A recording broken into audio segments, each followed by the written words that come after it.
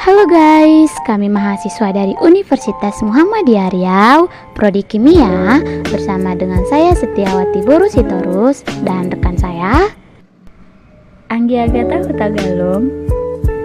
Di sini kami akan membahas mengenai XRD. Kira-kira XRD itu apa ya? Nah, di sini kami akan membahas apa itu XRD dan apa kegunaannya. Oke, daripada penasaran, langsung saja kita tonton videonya. Let's watch our video.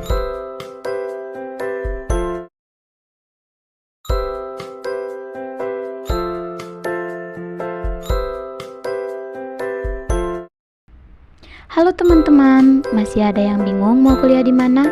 Atau masih bingung mau pilih jurusan apa? Universitas Muhammadiyah Riau merupakan salah satu kampus swasta terbaik di Provinsi Riau.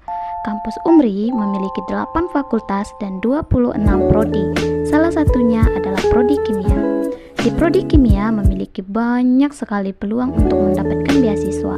Selain itu, Kimia juga memiliki prospek peluang kerja yang luas, mulai dari quality control perusahaan migas, kosmetik, farmasi, pertanian, dan masih banyak lagi. Jadi, ayo buruan daftar ke Kimia UMRI. Sekarang kita masuk ke materi. What is X-ray diffraction and what is it used for?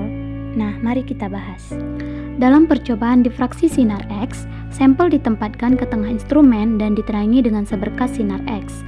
Tabung sinar X dalam detektor bergerak dalam gerakan yang sinkron.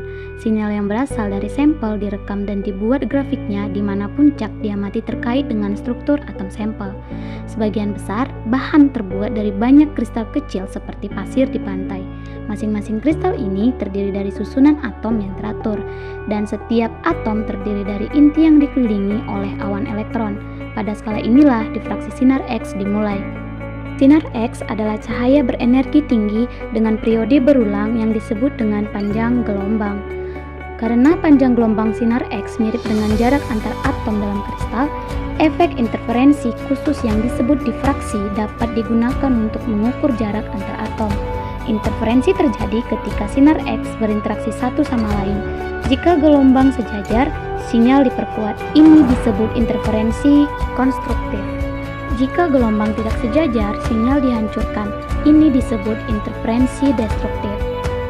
Ketika sinar X bertemu dengan atom, energi diserap oleh elektron. Elektron menempati keadaan energi khusus di sekitar atom.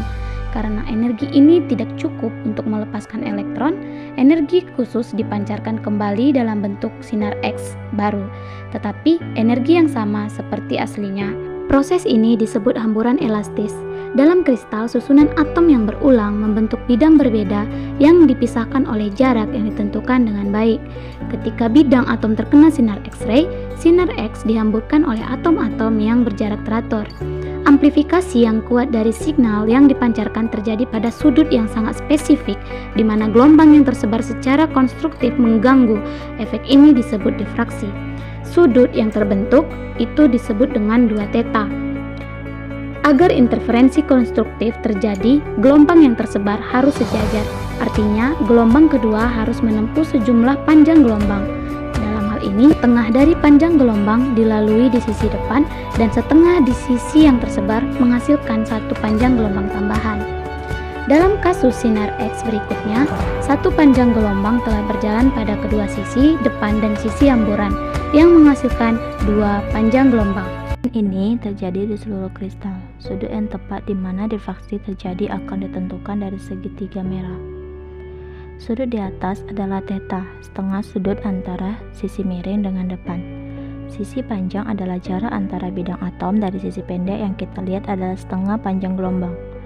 Hubungan antara sudut difraksi dengan jarak antar atom dapat ditentukan dengan menerapkan fungsi sinar. Persamaan ini merupakan persamaan yang umumnya dikenal sebagai hukum Bragg. William Henny dan William Lawrence Bragg merupakan seorang ilmuwan yang memenangkan hadiah Nobel pada tahun 1915 yang menganalisis struktur kristal dengan difraksi sinar X. Teknik difraksi sinar X ini saat ini digunakan untuk berbagai macam bahan, mulai dari film tipis epitaksi kristal tunggal hingga campuran bubuk polikristalin dan bahkan bahan amorf yang berorientasi secara acak. Difaksi Sinar X membantu para ilmuwan mengembangkan obat-obatan terbaru, mengklasifikasikan formasi batuan berdasarkan komponen mineralnya, dan memahami bagaimana susunan atom mempengaruhi bahan penyimpanan energi. Ketika para ilmuwan mendorong kemampuan mereka untuk merekayasa bahan pada tingkat atom, difaksi Sinar X menjadi alat yang semakin penting dalam instrumen tersebut. Kemajuan dalam peran peralatan telah membuat difaksi Sinar X lebih mudah digunakan dan lebih canggih dari alat sebelumnya.